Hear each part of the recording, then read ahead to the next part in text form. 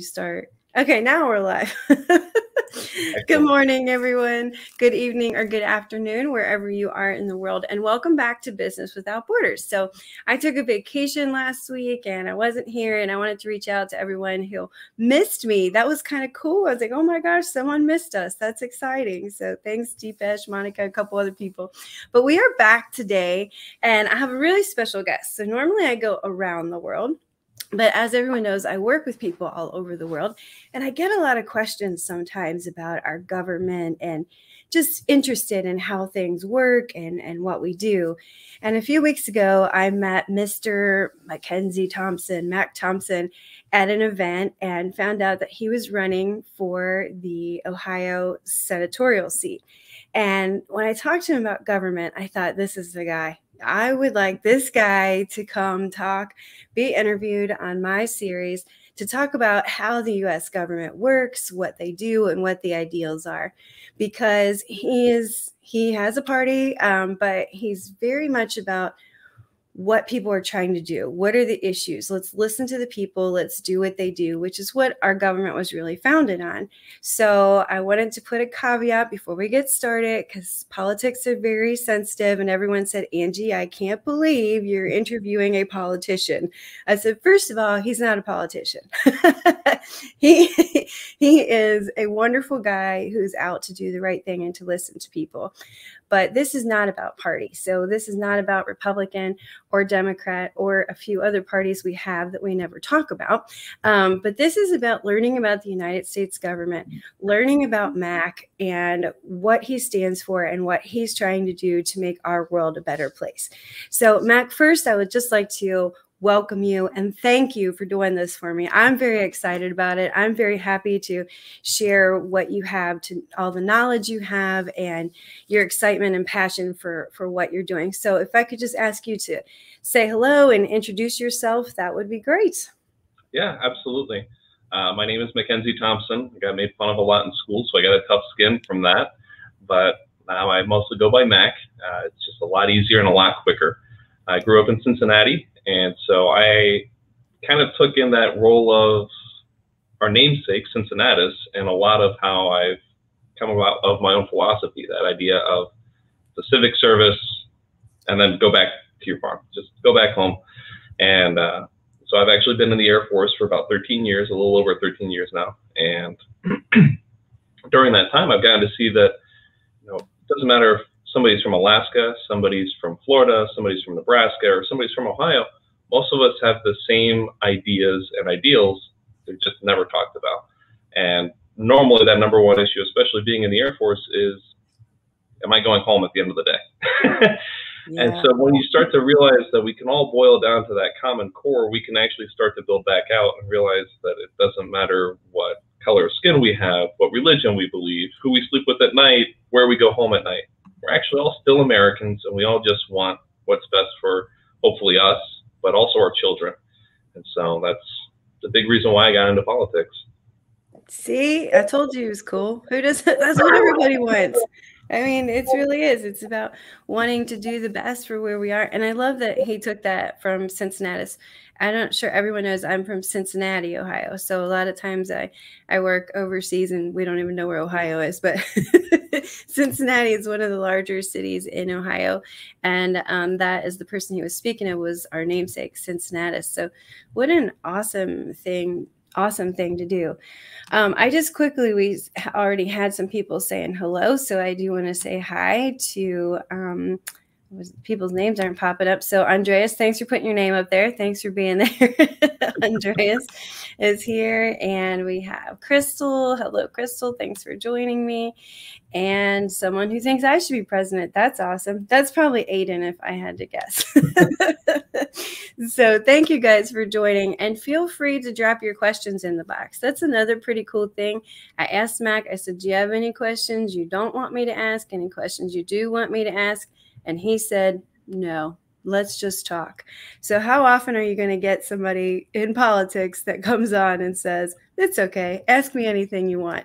I thought that was really transparent and says a lot about how just honest and down to earth that he is too. So if you have any questions, bring those on. We're happy to take questions. We are going to go over quickly just a few basic pieces of our government, since a lot of my international friends won't know those pieces. Hi, Coach Keanu and Deepesh. Hello, good to see you. Oh, and someone who's already voted you in. Welcome, Senator. Thank you. And, oh, we already have a question. Okay. Oh, goodness. Here we go. And it's a deep one, too. Look, they're hiding their name. I'm just kidding. For some reason, some names are popping up today. Some days they're not. But we have our first question, and the question is, what's the future for America considering the deep diversion in the society? A rocky one. So unfortunately, one of the main things I studied throughout my military career and then also in school is counterterrorism and counterinsurgency. And so a lot of these deep divisions, usually when we see them in history, don't end peacefully. That's another reason why I decided to run. Was a lot of it comes from people just feeling unheard and unrepresented by government, especially once you have a representative government, which is actually still a really more recent phenomenon. We're the oldest democracy in the world, and we're only 245 years old. And so it really brings that into perspective when you consider that even when the founding fathers laid out the Constitution, they knew that it couldn't be a strict democracy because that allows for mob rule. And instead, they made us a democratic republic. So what that does is it means that the people get to choose their representatives, which was a very novel approach. And they were trying to build off of the Greco-Roman ideas and philosophies of the Senate. And what they ended up doing was they made it so that the people could feel heard. The people would vote on their local elections at a democratic level, and they would vote for representatives at their federal level and their state levels. And what that would allow is for, hopefully, the mass to kind of get a little bit watered down, if you were, so that it wouldn't just become what's the flavor of the month, and now it has to be voted on immediately. It would become, okay, is this something that can affect everyone? Is this something that will affect everyone? And will it affect everyone in the best possible way? And so that's actually our system of a federalized government, or federalism. And so, as Angie has brought up on the banner, I'm not sure if you guys can see it as well, the three branches of government are legislative, executive, and judicial. But not only does the federal level have it, but every state has it. And usually each city and municipality has something similar as well. And that's why you end up voting for city judges, county judges, state judges, and then we have our Supreme Courts. And not always are they voted on, they're also appointments, which also was, in theory, to keep a lot of that diversity or that diversion out. If you had somebody who was appointed, you were hoping that they were going to do their job to the best of their ability and then move on and retire. Unfortunately, with our Supreme Court, they just kind of decided, well, I'll just do it forever. Yeah. We start to see it a lot with our states, and many states even adopted term limits for the justices, which isn't necessarily a terrible idea. And some of them, instead of going with a term limit route, went with a retirement age, which gave a better opportunity for more people to start to replace judges, which gave better rulings overall, I think. Because that's one of the big things that I'm running on is term limits. We don't have that turnover that we used to have. We used to have that civic service first, and instead it's turned into, I'm just going to ride this train as long as I can. So we actually have 11 members of the House and 4 members of the Senate who have been in office longer than I've been alive. Oh my gosh. Meaning, wait, say that again? Yeah, 11 members of the House of Representatives and 4 members of the Senate have been in office and were inaugurated prior to 1988. So they have been in office longer than I've been alive, meaning while in office, they could have had children, because I was born in 89, meaning they could have had the full-term gestation, who can now challenge them for office. Wow, that's crazy. Yeah, kind of a scary thought, especially since that was one of the main reasons why we fought our revolution, was this is not supposed to be something that lasts forever. It's supposed to be something with turnover. It's supposed to be something where just because your name is, let's say Thompson, since it's a common name, my children do not get to inherit my ruling class. So instead it started to turn into this, well, my kids don't have to inherit my ruling class if I just stay there until I die. Wow. And then another scary thing that I started to look at was we have, I think it's, and I might have this number wrong, I believe it's 14% of the House, because I think it's something like 38 seats, but I can't remember for certain off the top of my head. And we have 11 senators, if I still remember correctly, who have been in office prior to September 11th, meaning that they voted for us to go to Afghanistan and Iraq and are still in office. That is absolutely insane. And I'm going to back up for just a second, because Mac is probably throwing some terms here that not everybody knows. So, so just to go to the real basics real quick, the United States has 3 branches of government. So we have legislative, executive, and judicial. And as Mac said, we have that at a federal level, which is our whole country.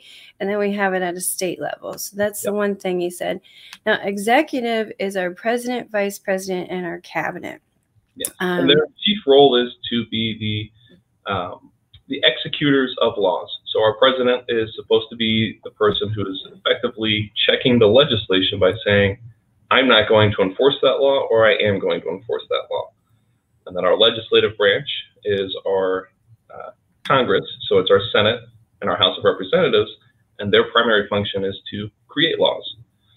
And then we have our judicial branch, that's our Supreme Court, and their whole purpose is to say that law is not constitutional or is, and to try any kind of disputes between the states. And what we've kind of seen lately, and this also goes back to that division, is we seem to have fallen away from the checks. Instead, it seems to become, how can I get reelected? I'm less concerned about doing my actual job and making sure that I still have a job. And when that happens, you start to see a lot of powers just going, I'll let somebody else do it.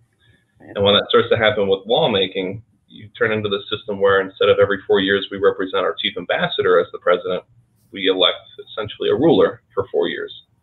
And that's not really what our founders had in mind. They actually envisioned that the president would essentially be a figurehead and almost nothing more. Their main power would fall from being the chief or the commander-in-chief of the military, except Congress controls the purse.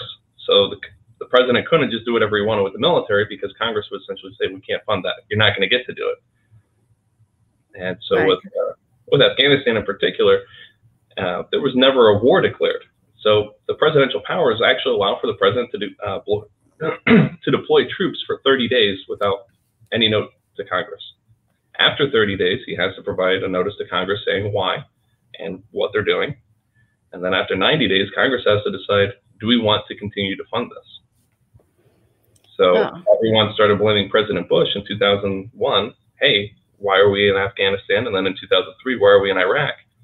But that finger was actually more directed towards Congress in the sense of, why are we still there? But no one really asked that question, because it wasn't a question of convenience. Well, and I think, perfectly honest, and I said this before Mac popped on, I think it's also a lot of ignorance. I don't think people knew that. I think that as I was going through trying to think, okay, what does someone outside of our country not know about our government? I thought, oh my gosh, what do I not know about my government? Look at all these pieces. Look at all these people. And of course, we know like a lot of the issues, I think, is the thing, but I'm not always clear on exactly how all the cogs work and where to point the finger, and people get angry. I also think a lot of people blame the president for everything. Everything that happens is the president's fault. Like, well, hold on a minute. That's not, I mean, some people's Twitter accounts had issues. Let's just be honest. But in general, there's a lot of decisions that, like you said, well, we'll blame this war on Bush. We'll blame this economy thing on Clinton. We'll blame this on, there are so many pieces to that. It's not fair to blame one man for the one thing that happened.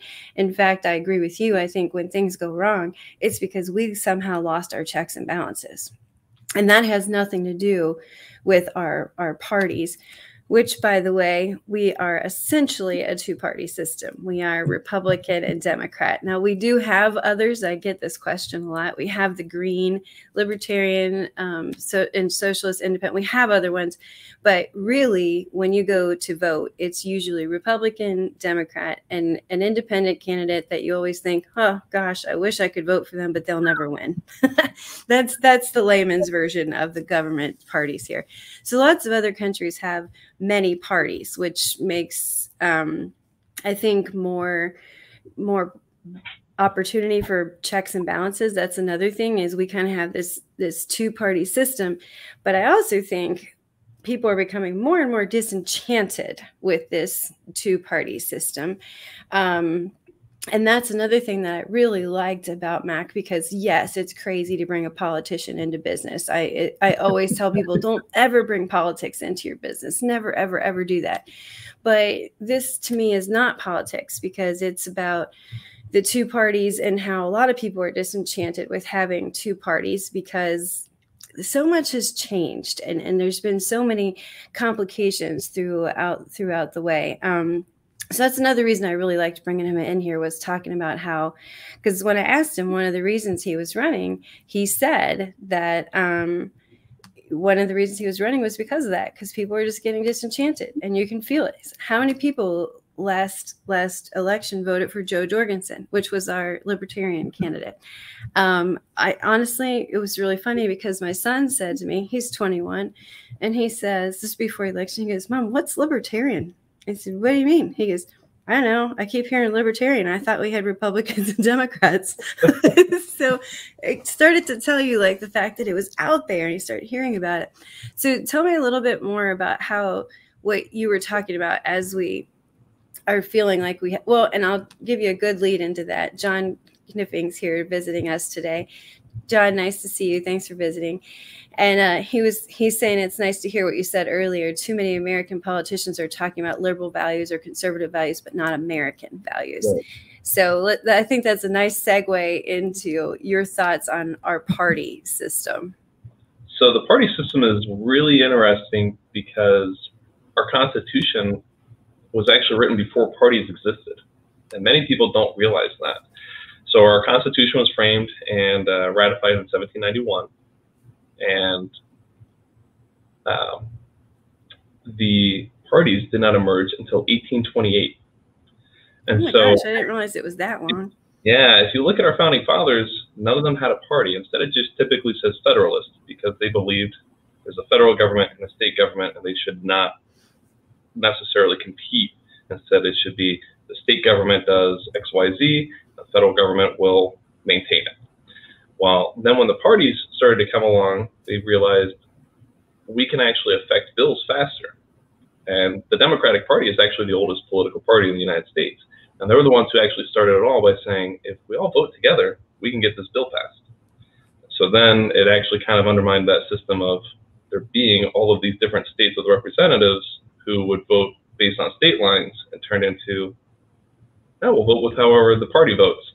And so they did effectively get a lot of bills pushed through a lot quicker. And whenever there's a push, there has to be a pull. And so that's when you started to see other parties pop up, like the Whigs and the Republicans and the federal Republicans and the federal Democrats and everything else throughout the entire length of our nation. But so like you had pointed out, especially before we were talking, was Germany has so many other parties, and they're actually known, and they're actually represented.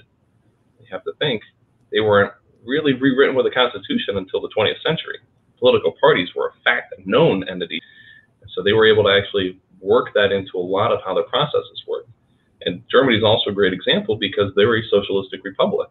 They were a republic first, and with their republic representatives, they vote for more socialist policies. And that's not necessarily a bad thing, because it's what the people actually want. And so, you know, you are able to get things like free healthcare and free college and everything else, but it does come at a price, and that price is usually conscription. But if you are willing to earn it, then I think you should earn it. I've gotten the benefit of free college from being in the military. It is kind of one of those things. It shouldn't just be a handout. But with that republic, you are allowed to vote. Maybe it is, maybe it isn't. And when you actually have that representation, you are able to more effectively go, this could work. And then usually you start to have people go, oh, wait, no, this is destroying our budget. We can't let this happen. And they're more willing to affect that change, because instead of being two parties going, no, this is our plan, or no, this is our plan, it turns into four parties going, no, what do we do? Can we change this? And two parties going, well, I kind of like it. And then two other parties going, actually, can we do something completely different? Right. And then it's more of a discussion. And like you said, it also becomes more of a people's voice, which is something that I think a lot of Americans feel like we haven't been heard. And I think that's on all sides, Democrat, Republican, and once again, not a partisan issue. And that's another thing I really liked about you. He came to a meeting that I have. I know there's some BNIers here listening. So Mac came to my BNI. As we all know, BNI rules. He can't talk. He can't be there. He's just allowed to observe. And he did, just because he wanted to hear what 80 business people in his area are doing. He wanted to hear what their challenges are. He wanted to meet them. He wants to listen to him. I met him at a chamber event because he wanted to be there. He just wants to hear. He's not the guy running out saying, I know what's happening. He's the guy running out saying, I don't know what's happening. Tell me what's going on, because I don't own a business. I don't know what's happening. Tell me what I need to know. Tell me what you think needs to happen, and kind of putting that all together so that it can be heard. Now, the people that are supposed to carry our voice, and sometimes do, because we have some wonderful politicians as well. So the people, and you also talked about term limits. So we do have term limits on the president, the vice president. We do not have term limits on the Congress. So, and there were two. Congress. Okay, federal Congress, yes. They actually have term limits on their. Okay, on their yeah. See, I don't know my government either. Thank God he's here. So just for the international audience, that Congress has two sections. So the Senate, well, I'll let you describe it. So, because the House has, each state gets a different number for the House of Representatives, number of people, and then the Senate is different. So they're kind of two pieces of Congress. Can you explain that real quick, just technically how that works? Yep, absolutely. So the House of Representatives is designed to represent the population, be that voice of the masses in effect. And what it does is it allows for a state like California that has more people than the state of Ohio to say, well, we have more people, so we should have a bigger say in the pie. But then we have our Senate that says every state's equal. So every state only gets 2 senators. And so what that does allow is you have the voice of the masses in the House of Representatives, and you have the voice of the states in the Senate. And it actually used to be where senators were appointed by the state until the passage of the 16th Amendment, which made it where senators were also popular vote. And it really changed a lot of dynamic, especially because the senator's key role is to actually represent the state at an international level. The Senate makes all of our treaties and tariffs. So once again, we turn into a lot of, well, President Trump did this and President Obama did this with China, Canada, whomever. And yeah, that's because we have kind of divulged away from our Senate saying, we're not doing this, we're not doing this overnight. This isn't going to be a 4-year term thing. This is going to be something that we're going to sit down and actually flesh out with the heads of other states and say, yeah, this is going to be mutual beneficial, or yeah, we really don't want to work with this country for whatever reason it may be. But instead, we have kind of, once again, shoved that power off onto the State Department, which is an executive branch function, and just said, yeah, do whatever you guys think is best.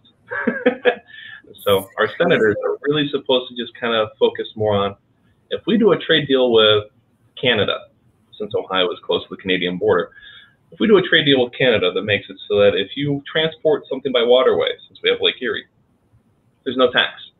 Well, of course, that's going to benefit Ohio. So we would probably promote something like that. Whereas, let's say the state of Texas, who doesn't share a border with Canada, but they are connected to a waterway, would be like, we might benefit from that. I mean, it's still going to be expensive to get something from Canada all the way around. But then you have a state like Nebraska, it's like, I don't care. I'm not connected to water. So yeah. I'm probably not going to vote for this. Convince me why I should help your state. And then you get the people with the House of Representatives who are going to be more on the concept of, well, I live in Washington State, and if I have this happen, they can come right around the Pacific coast, and now suddenly things are cheaper. So I love this idea.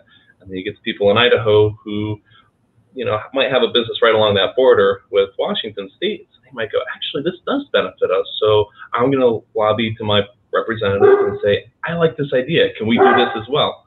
I don't know if you can hear my dog barking, but I think we saw stuff. He's excited too. So it turns into that process of the states are going, it does or doesn't, kind of more binary off or on. And then the people are getting to kind of polish it off with the House of Representatives going, well, it may not benefit all 18 of the people that that represent Ohio. Instead, let's just go with 4 of us. 4 of us could benefit from this policy. So that's how it was originally designed, but then once the parties got involved, it kind of started to turn into a zero-sum game of, we're either all for or all against, and kind of undermined a lot of our policies, which is, again, unfortunate. Yeah, no, it is. But I also thought that would be helpful because this tells everyone which one you're running for. So you will be running for he mentioned there's 2 in each state of the senators, and Mac will be, who, by the way, is not related. Someone else asked me that if you're related. I didn't even think about it because Thompson's such a common name, and it's my married name, ex-married name. I should probably drop it. But anyway, no, we're not related. There's no favoritism here. I only met him a month ago. So, yeah. That's fairly common. I was in one unit when I was at Robbins Air Force Base. There were 3 Thompsons in one squadron. So that got to be fun and confusing. Luckily, one of them was our first sergeant, so we'll just call him Shirt. The other 2 Thompsons can duke it out. Oh, that's funny. Yeah, Thompson's like Smith, man. They're all over the place, so we're not related. I think that's really cool. So he is running. Senator Rob Portman of Ohio is that seat is the one that Mac is running for. And I had another question, and I lost it. There's a couple of questions here. We'll get to everybody. But one question was how many people are running? How many people usually run for Senate, or how does that work? Well, this race is a little more interesting because there's a vacancy. So normally you end up having an incumbent. You might have, a competitor from a different party who runs against your incumbent. The theory or practice sometimes is that if you don't like the representative or the senator, and let's say they're running Republican, then other Republicans will try to primary them out. So in May, there will be a primary election before the November election that actually determines who wins. And so with hope that primary will actually make the incumbent have to think twice about his job and actually start to go talk to the people again. Well, in this case, there's no incumbent. So instead, everybody's primarying. And not only is everybody primarying, you also have everybody from the other parties. So right now, I believe the last head count on Ballotopedia was something close to 14 different declared people running for one seat. Wow, that's crazy. And this is a sensitive one that we probably don't necessarily want to talk about, but hey, it's my show and I'm allowed to offend people. One of the other things that I think is kind of a problem, and this is also not party related, this is both parties. It's very difficult to run for office without money, without funding, without being wealthy and heavily connected, because some of the major opportunities to talk to the influencers and people that can move it along, it takes a lot of money. But Mac here is just kind of a regular guy. Yeah.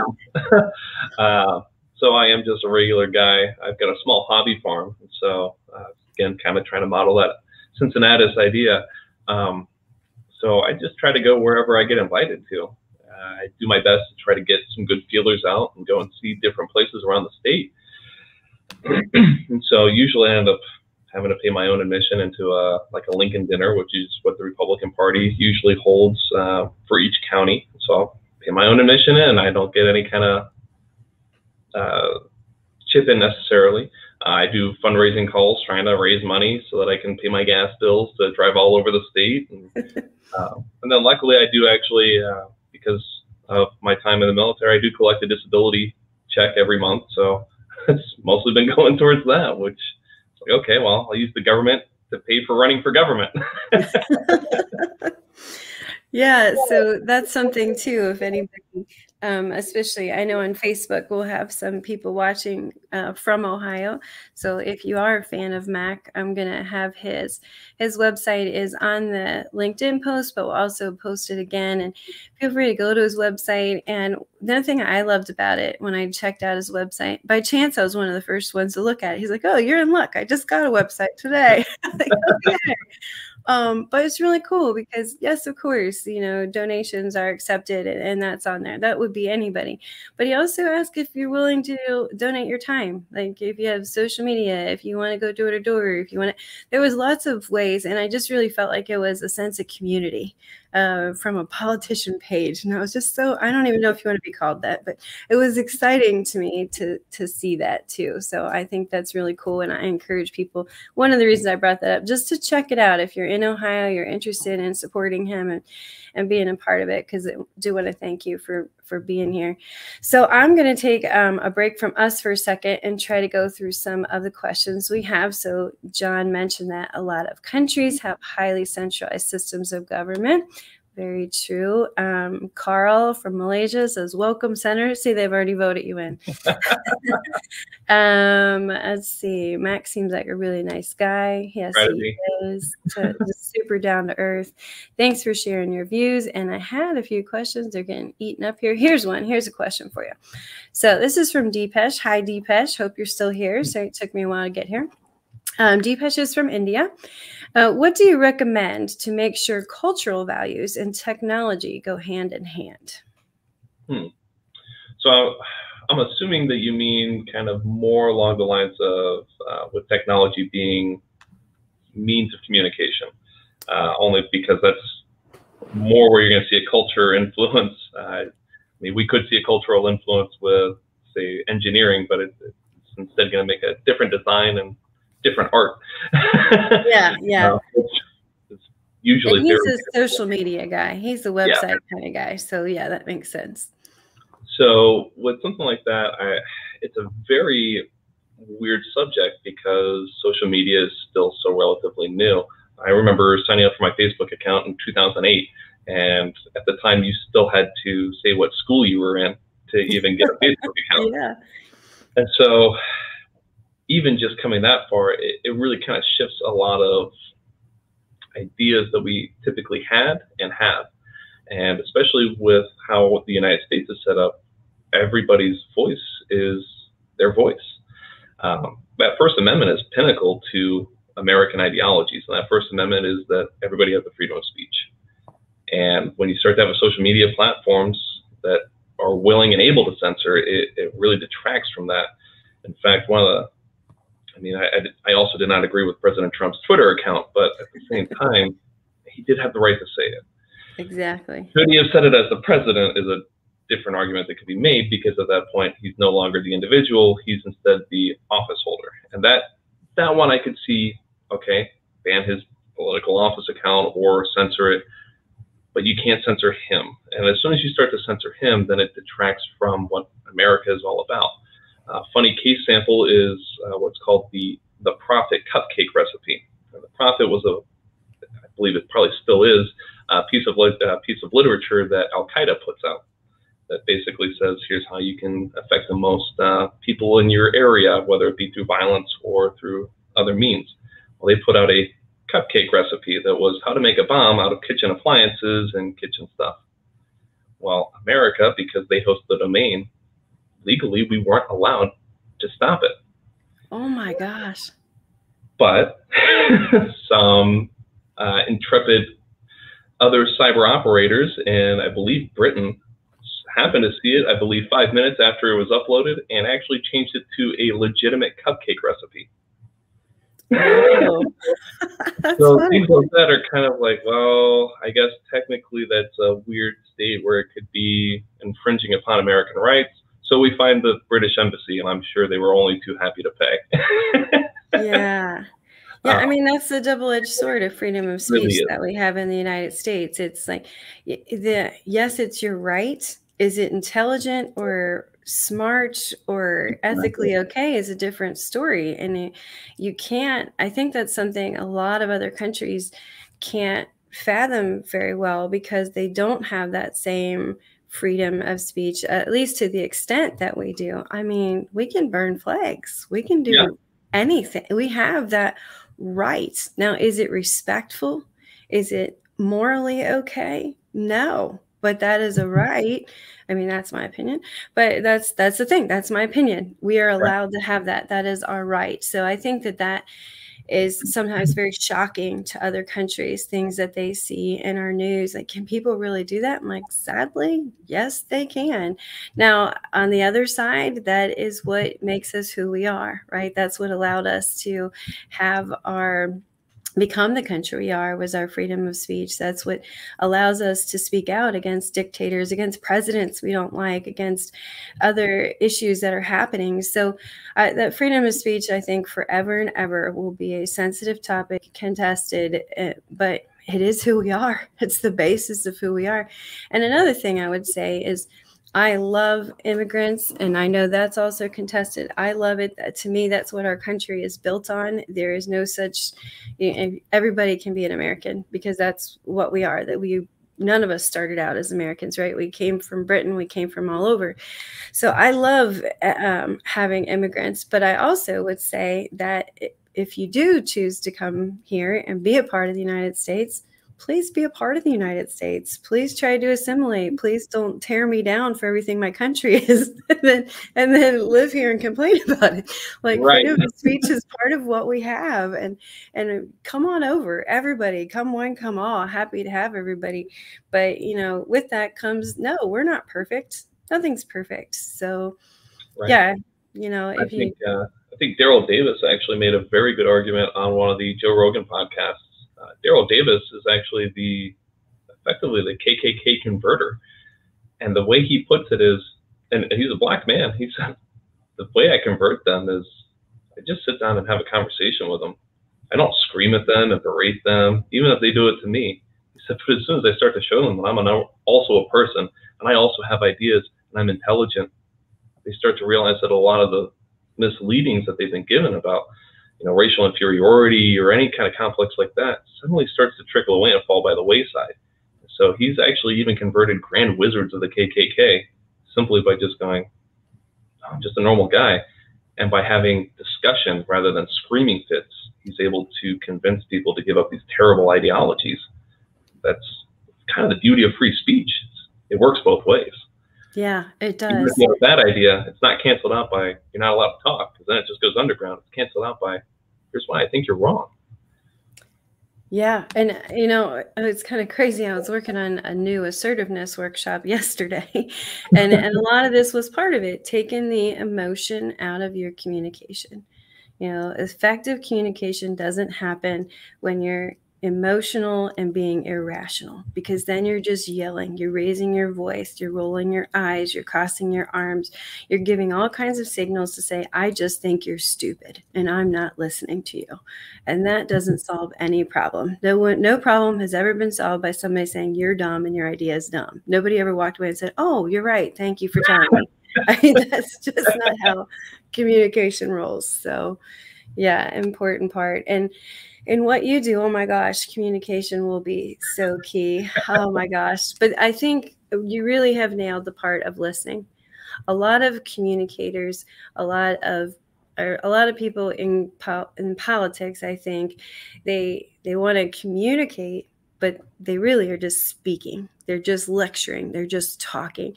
The first and most valuable piece of communication is listening. And then turning that listening into understanding. Who is my audience? What do they need to hear? How can I solve their problem? That's the point of communicating. Otherwise, you're just talking. You're just making noise. And I just think there's been a lot of noise. So I'm pretty excited to see people that are just even excited about the change. So once again, thanks for sharing everything that you have. Okay, so let's see. We talked about the basics of the government, how it's split up, the 3 branches, what they're doing, what you're trying to do with the senator here. And I think I got all the questions so far. Anything else that you would like to share or talk about that I haven't brought up yet? I don't necessarily know that there's anything I would especially want to talk about. I can talk about one thing that really shocked me and actually made me happy. I happened to attend a meeting up in New Albany, Ohio, and some of the people there actually started asking me foreign policy questions, which normally I get a lot of domestic policy questions. I'm kind of like, okay, yeah, I can answer some of these, but it's not really the role of the Senate. And so getting asked foreign policy questions, it's like, yes, you guys get it. That's actually what the job is. So I was only too happy to answer a lot of the questions. And one that really kind of hit home for me was they asked, especially regarding the Israeli-Palestine situation. I was like, well, right now I can give an answer. And at first I kind of started to see the crowd like, now? But the reason I phrased it like such an issue and such a statement is that when I started off in my Air Force career, actually it was my second day in training after basic training, we went on a fun run through the woods, which ended up being, I think, about 10 miles through San Antonio heat out in the woods.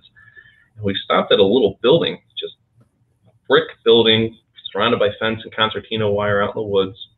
And our cadre member had us all get down in the front leaning rest position or the push-up position. And he goes, everybody remember this building. We're all kind of like, yeah, whatever. We've been running like 8 miles. We're happy to be off our legs. Yeah. Does anybody know what this is? A couple of us look over at us and we're like, Defense Logistics Agency, something or other. And he goes, this building is where we trained Saddam Hussein and Osama bin Laden. Never forget that the people you train and the people you think are your closest allies may one day become your enemies. Now, I don't know if that was because he's also going through a divorce at the time, but he really wanted to hit that home with us. Things can change. And to immediately just adhere to this person is my friend and will always be my friend and they could do no wrong, it's a fallacy. And it's a terrible way to especially create foreign policy because it means that you've become rigid. You're not willing to look at the issues at hand. And you're not willing to go, I normally agree with you, but I don't agree with this one. I'm going to sit it out. And so I really wanted to make sure that the people of New Albany understood that. And they really seemed to, because afterwards they're like, wow, I was really impressed that you understood what that was. You actually seem to understand a lot about foreign policy. And well, yeah, I actually studied international affairs, so it kind of worked out that you actually asked the questions I know. But yeah, I really wanted that to be that take-home message was, hey, just because you like what they stand for now, or you like what they stood for in the past, or you don't like what they stood for in the past, doesn't mean you can't like what they stand for now. Funny, kind of another little anecdote with that is our Constitution was almost not written in English. It was actually almost written in German. It came down to one vote as to what language we were going to write it in because we were still so mad at the British. Oh and then following the War of 1812, it was still like, kind of wish we aren't speaking English in this country, and many people didn't. Many spoke English, French, Spanish, and German. And so it is kind of one of those things where we think Britain's been our longest ally, well, but we've actually fought 2 wars against them. Yeah.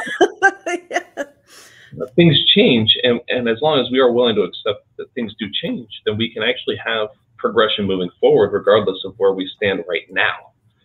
So I really wanted that message to resonate with them. I think that's a beautiful message because I think all of my foreign colleagues would say the same thing about their own countries. I mean, things change. If there's one thing constant in life, it's change. Absolutely. Things constantly change. And if we are not prepared to adjust and react to the change, that is when we fail. And we've seen that with the pandemic. Those who have rose above it, those who have succeeded are the people that were willing to pivot, adapt, and change.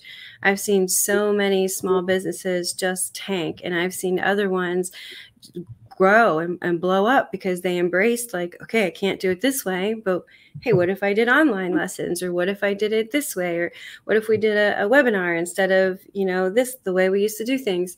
So that I think is one of the most key skills that we can have in our lives. We do have one more question. So it's kind of a lighthearted one, but it brings a bigger question. So Deepesh was wondering if you invite someone to the U.S., would the visa officers say yes, having a hard time getting a visa? But what is the situation like getting visas and green cards and stuff?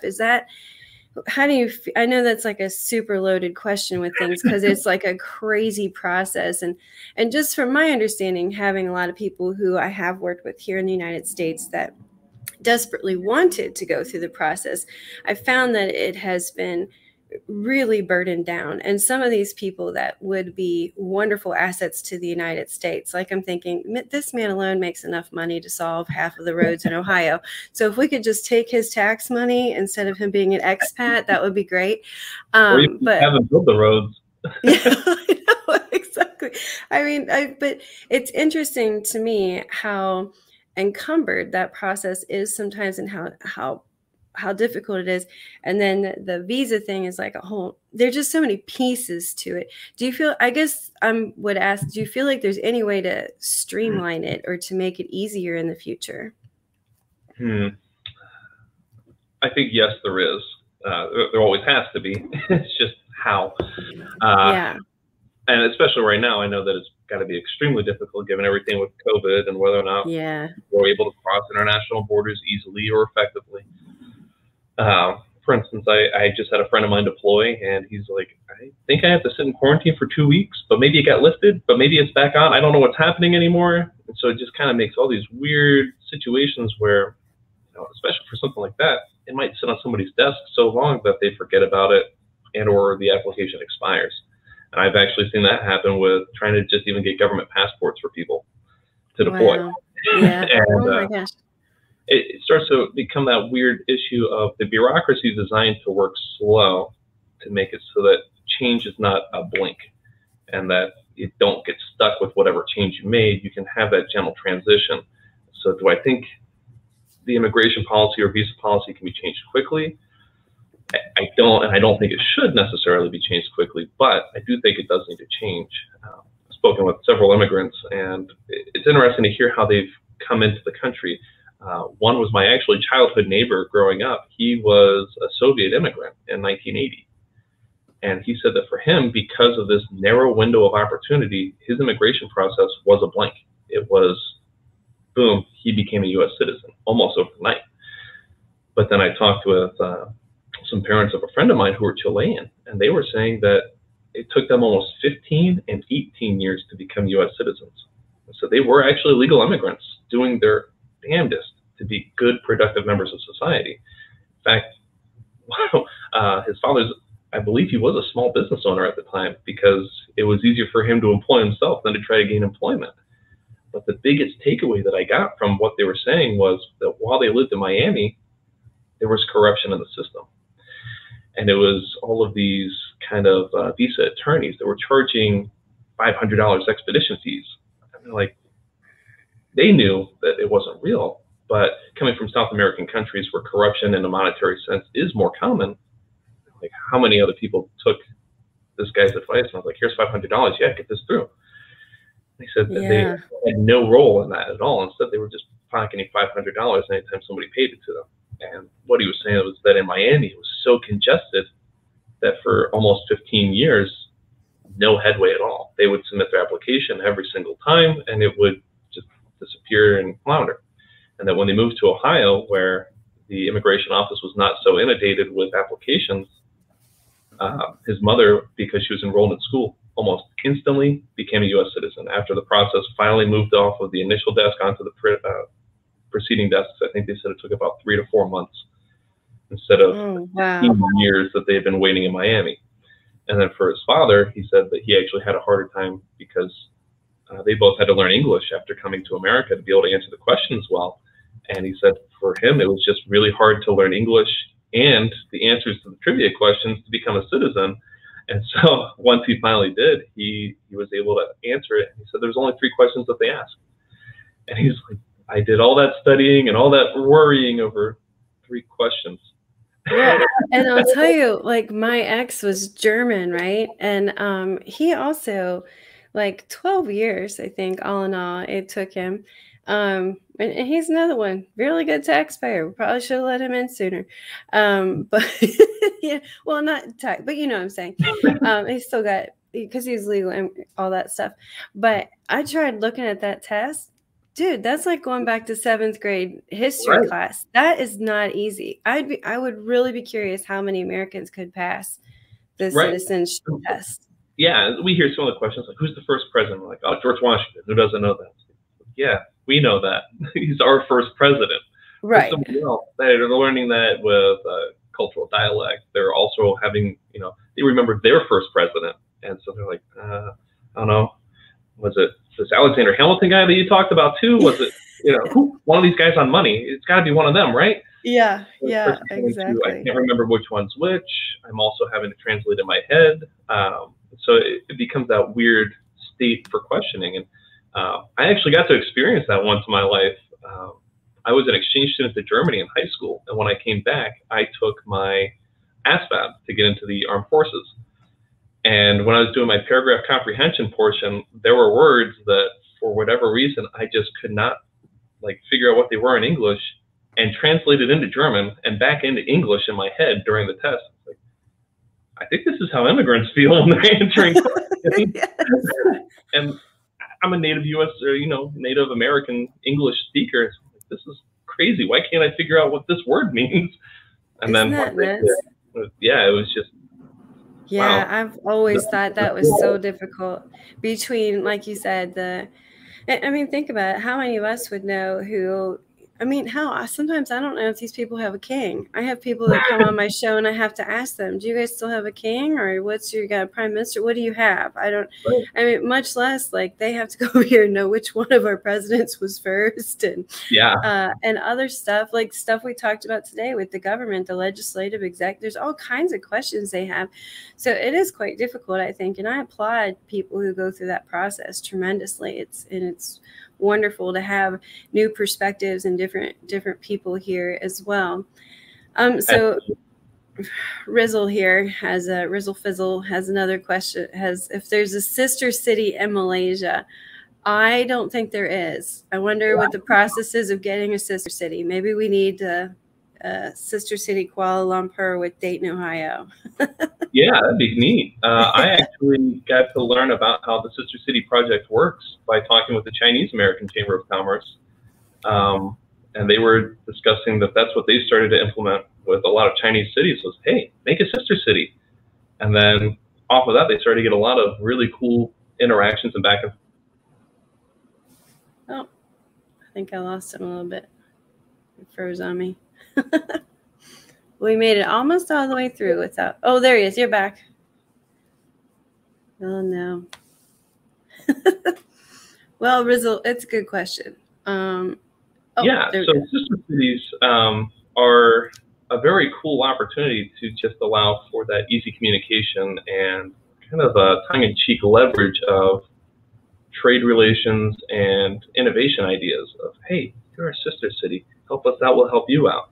And so I think that that's a great idea to do, especially with a country like Malaysia.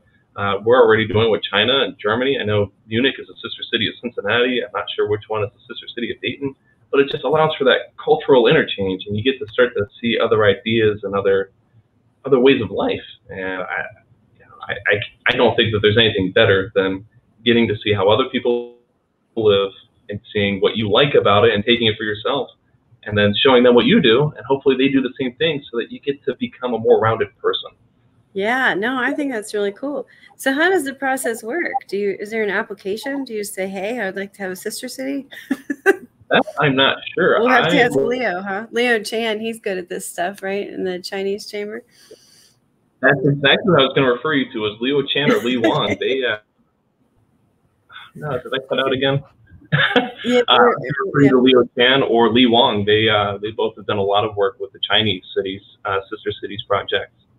Oh, that's cool. Well, I might reach out to them. So maybe we'll have a sister city. That would be really cool. I think that's fun. Awesome. Well, Mac, thank you a million times over for doing this. I think it was super educational. I thought it was really helpful to learn more about you and just learn more about how the government works, and love some of your stories and your examples. And I really love what you're trying to do. I love that, your main goal is just to have people be heard, because that's what it's really all about. And I I can tell people I truly see that in him. I see him all over the place. The first time I met him, and then I saw him everywhere. I'm like, man, he's all over the place. He really means he's trying to learn. He's in the Chinese chamber, the European chamber. And also, as you mentioned, as a senator, it is the international stuff that you should be into. And let me tell you, he is. He's at the European American Chamber. Maybe I'll see you tomorrow night. Speaking yeah, I'll be there.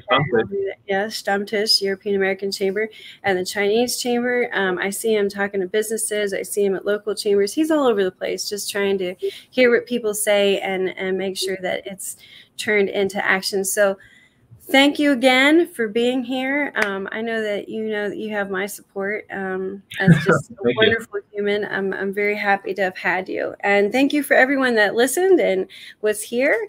Next week, Business Without Borders will be in Dubai. So we'll have Krish Magahani with us to talk about life, living, and working in Dubai. So tune in next week, Wednesday, 8 a.m. Eastern Standard Time, GMT -4. And we look forward to talking to you next week. Thanks, Mac. Have a great week. Yes, ma'am. Bye. Bye.